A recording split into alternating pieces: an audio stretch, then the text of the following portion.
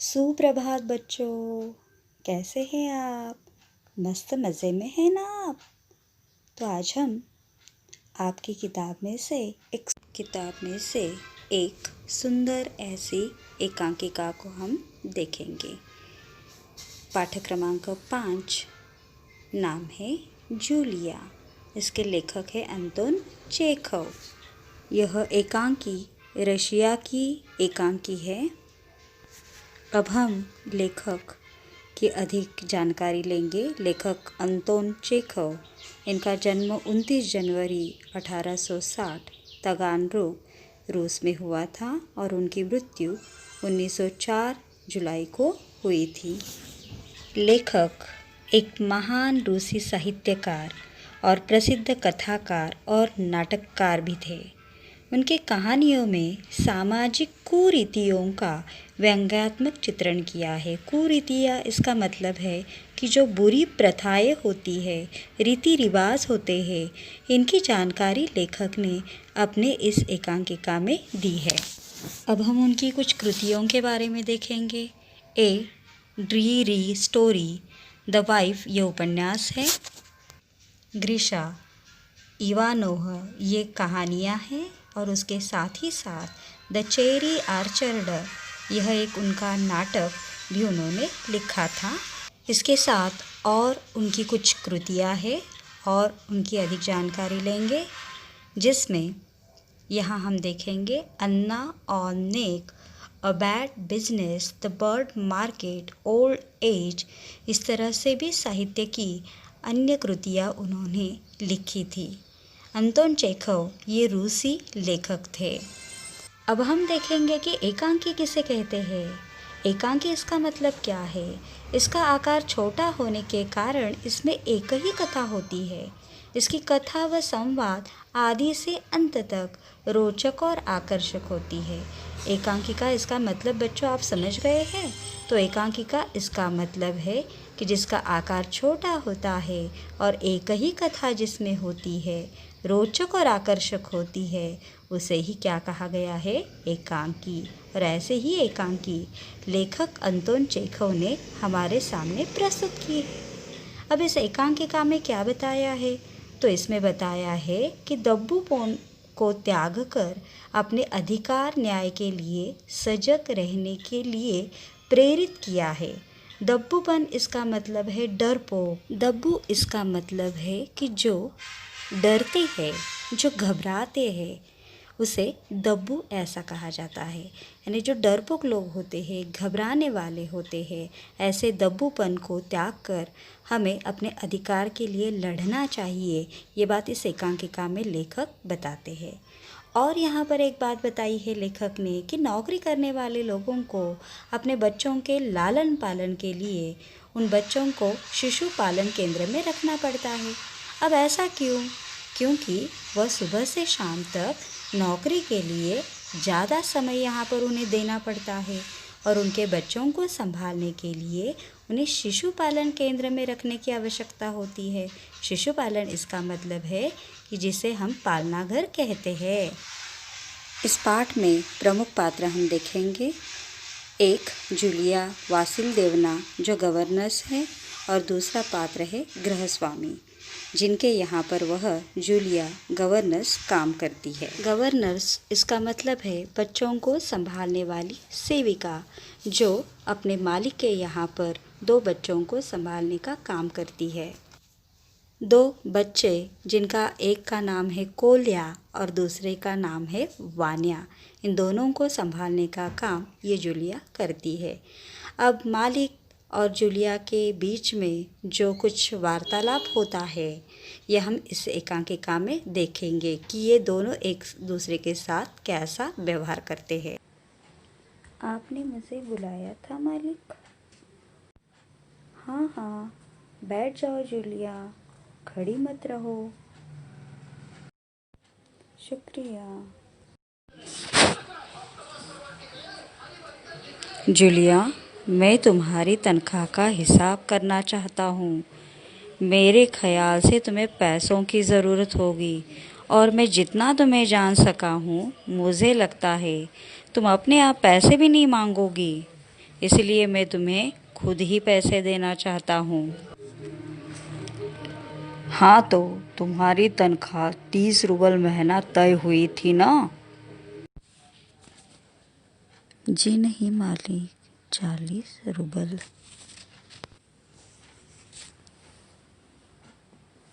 नहीं भाई, 30। ये देखो डायरी, मैंने इसमें नोट कर रखा है। मैं बच्चों की देखभाल और पढ़ाने वाली हर गवर्नेंस को 30 रूबल महीना ही देता हूँ। तुमसे पहले जो गवर्नेंस थी उसे भी मैं 30 रूबल ही देता था। अच्छा, तो तुम्हें हमारे यहाँ काम करते हुए 2 महीने हुए हैं? जी नहीं, 2 महीने 5 दिन। क्या कह रही हो जूलिया? ठीक 2 महीने हुए हैं। भाई, मैंने डायरी में सब नोट कर रखा है। हाँ, तो 2 महीने के बनते हैं 60 रूबल। लेकिन 60 रूबल तभी बनते हैं जब महीने में तुमने एक भी छुट्टी न ली हो। तुमने इतवार को छुट्टी मनाई है। उस दिन तुमने कोई काम नहीं किया, सिर्फ कोल्या को घुमाने के लिए ले गई हो। और ये तो तुम भी मानोगी कि बच्चे को घुमाने के लिए ले जाना कोई काम नहीं होता। इसके अलावा तुमने 3 छुट्टियां और ली है, ठीक है ना? जी, आप कह रहे हैं तो ठीक। अरे भाई, मैं क्या गलत कह रहा हूँ? हाँ, तो 9 इतवार और 3 छुट्टियाँ यानी 12 दिन तुमने काम नहीं किया, यानी तुम्हारे 12 रूबल कट गए। उधर कोल्या 4 दिन बीमार रहा और तुमने सिर्फ वान्या को ही पढ़ाया। पिछले हफ्ते शायद 3 दिन दांतों में दर्द रहा था और मेरी पत्नी ने तुम्हें दोपहर बाद छुट्टी दे दी। छुट्टी दे दी थी तो 12 और 7 19। 19 नागे। हाँ तो भाई, घटाओ 60 में से 19। कितने रहते हैं? 41। 41 रूबल, ठीक है? जी हाँ। हाँ, याद आया। 1 जनवरी को तुमने चाय की प्लेट और प्याली तोड़ी थी।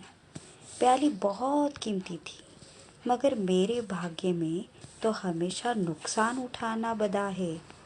मैंने जिसका भला करना चाहा, उसने मुझे नुकसान पहुंचाने में कोई कसर नहीं छोड़ी। खैर, मेरा भाग्य। हाँ, तो मैं प्याली 2 रूबल ही काटूंगा।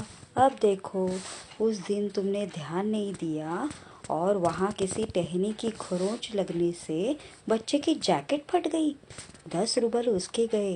इसी तरह तुम्हारी लापरवाही की वजह से घर की सफाई करने वाली नौकरानी मारिया ने वान्या के नए जूते चुरा लिए।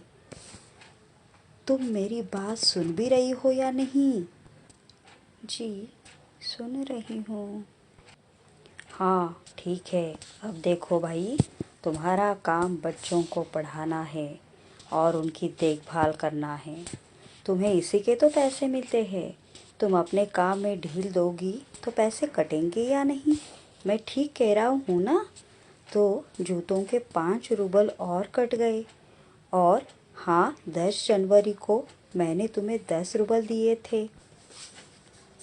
जी नहीं, आपने कुछ नहीं। अरे, मैं क्या झूठ बोल रहा हूँ? मैं डायरी में हर चीज़ नोट कर लेता हूँ। तुम्हें यकीन न हो तो दिखाओ डायरी। आप कह रहे हैं तो आपने दिए ही होंगे। दिए होंगे? नहीं, दिए हैं। ठीक है, घटाओ 27। 41 में से बचे 14। क्यों, हिसाब ठीक है ना? मुझे अभी तक एक ही बार कुछ पैसे मिले थे और वो मुझे मालकिन ने दिए थे, सिर्फ 3 रुपए, ज़्यादा नहीं। अच्छा, और इतनी बड़ी बात तुम्हारी मालकिन ने मुझे बताई तक नहीं? देखो, तुम न बताती तो हो जाता ना अनर्थ। खैर, देर से ही सही, मैं इसे डायरी में नोट कर लेता हूँ। हाँ, तो 14 में से 3 और घटा दो, बचते हैं 11 रुपए। संभाल लो, गिन लो, ठीक है ना? जी, धन्यवाद। तुम मुझे धन्यवाद दे रही हो जूलिया, जबकि तुम अच्छी तरह जानती हो कि मैंने तुम्हें ठग लिया है, तुम्हें धोखा दिया है, तुम्हारे पैसे हड़प लिए हैं और तुम इसके बावजूद मुझे धन्यवाद दे रही हो। जी हाँ मालिक। जी हाँ मालिक। जी हाँ मालिक। क्यों? क्यों? जी हाँ मालिक। क्योंकि इससे पहले मैंने जहाँ जहाँ काम किया उन लोगों ने तो मुझे एक पैसा तक नहीं दिया। आप कुछ तो दे रहे हैं। उन लोगों ने तुम्हें एक पैसा तक नहीं दिया जूलिया। मुझे ये बात जानकर जरा भी आश्चर्य नहीं हो रहा है। जूलिया, मुझे इस बात के लिए माफ़ कर देना कि मैंने तुम्हारे साथ एक छोटा सा क्रूर मजाक किया, पर मैं तुम्हें सबक सिखाना चाहता था। देखो जूलिया, मैं तुम्हारा एक पैसा भी नहीं मारूंगा। ये है तुम्हारे 80 रुपए, मैं अभी इन्हें तुम्हें दूंगा। लेकिन इससे पहले मैं तुमसे कुछ पूछना चाहूँगा जूलिया। क्या ये ज़रूरी है कि इंसान भला कहलाने के लिए इतना दब्बू, भीरू और बोधा बन जाए कि उसके साथ जो अन्याय हो रहा है उसका विरोध तक न करे, बस खामोश रहे और सारी जातियाँ सहता जाए? नहीं जूलिया, नहीं। इस तरह खामोश रहने से काम नहीं चलेगा। अपने को बचाने रखने के लिए तुम्हें इस कठोर, क्रूर, निर्मम और हृदयहीन संसार से लड़ना होगा। अपने दांतों और पंजों के साथ लड़ना होगा, पूरी शक्ति के साथ। मत भूलो जूलिया, इस संसार में दब्बू और रीढ़ रहित लोगों के लिए कोई स्थान नहीं है, कोई स्थान नहीं है। तो देखा बच्चों आपने किस तरह से मालिक ने जूलिया को समझाया है। पाठ में कुछ नए शब्द आ गए हैं, ये हम देखेंगे। जैसे पहला शब्द है तनख्वाह, इसका मतलब है वेतन। दूसरा शब्द है ख्याल यानी विचार। तीसरा शब्द है रूबल, जिसे रूसी मुद्रा है वह, चलन है वह। चौथा शब्द है गवर्नेंस यानी सेविका। और कुछ नए शब्द आ गए हैं जैसे निर्मम, निर्दयी, भीरू, जिसे हम डरपोक कहते हैं। तीसरा शब्द है बोधा, जिसे मूर्ख, गाउदी, सुस्त कहा जाता है। और शब्द आ गया है नागा। नागा इसका मतलब है वह दिन जिस दिन काम न किया हो, उसे नागा ऐसा कहा जाता है। इस पाठ में मुहावरे आ गए हैं। ठग लेना यानी धोखा देना।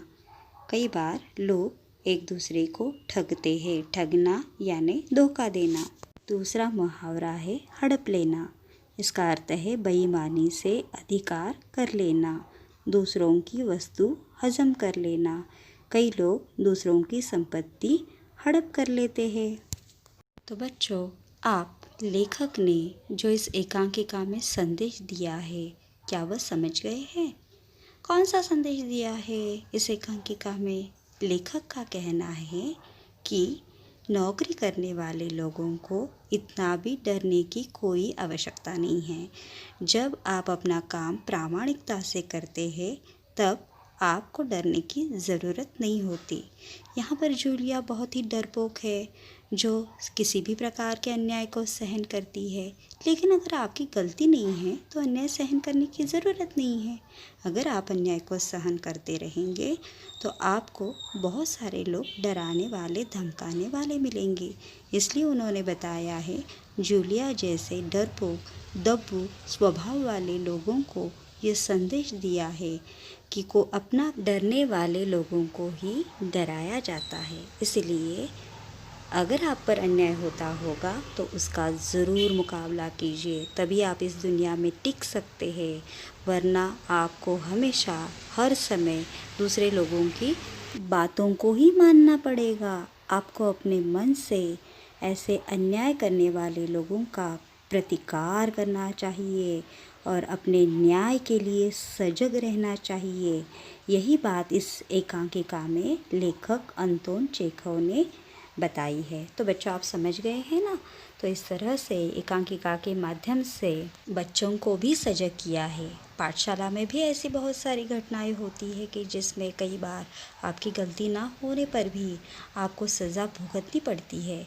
ऐसा ना हो, इसलिए आपको अपने न्याय के प्रति, अधिकार के प्रति सजग रहना चाहिए। यही बात लेखक हमें बताना चाहते हैं। मुझे आशा है कि शायद आप इस पाठ को समझ गए होंगे। धन्यवाद बच्चों।